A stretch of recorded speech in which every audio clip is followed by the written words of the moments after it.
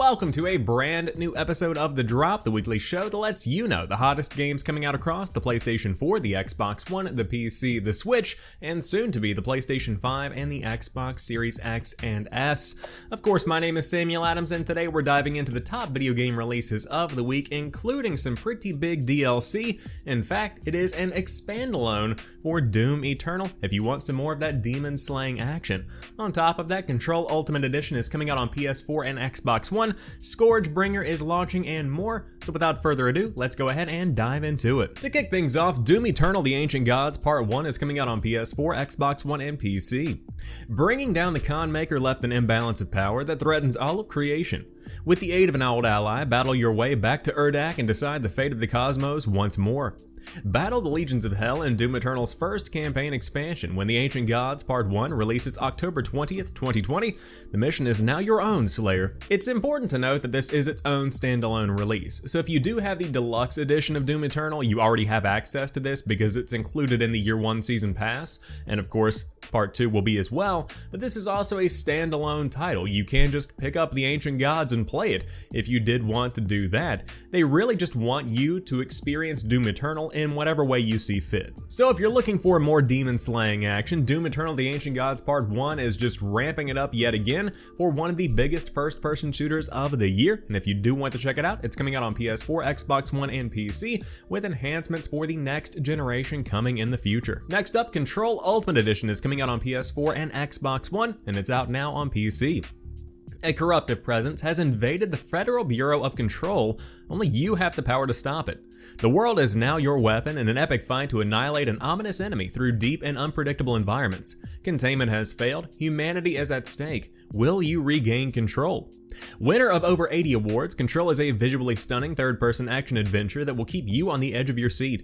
Blending open-world environments with the signature world building and storytelling of renowned developer Remedy Entertainment, Control presents an expansive and intensely gratifying gameplay experience. So, according to the official FAQ, Control Ultimate Edition includes the base game, the Foundation, which is Expansion 1, AWE, which is Expansion 2 and features Alan Wake, and then the Expeditions in-game mode, photo mode, and all of the content updates since the original release of the game.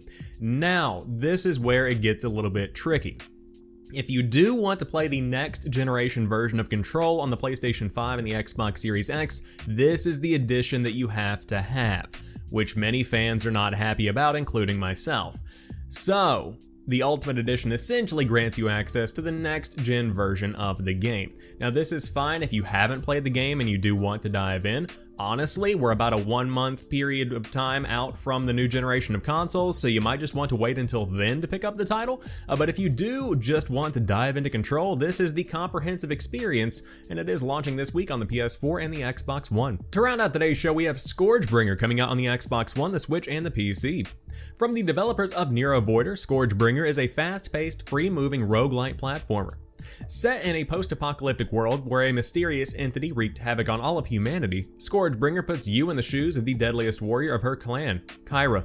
Help her to explore the unknown and slash her way through ancient machines, guarding the seal of her past, and maybe the redemption of humanity. So the Steam page describes this as Dead Cells meets Celeste, and for those that aren't into the indie games scene, then that might not mean much to you, but ultimately this is very tight controls, very platform-based, Super Meat Boy-esque kind of accuracy that you need, and then on top of that, very good 2D combat with a wide variety of weapons at your disposal.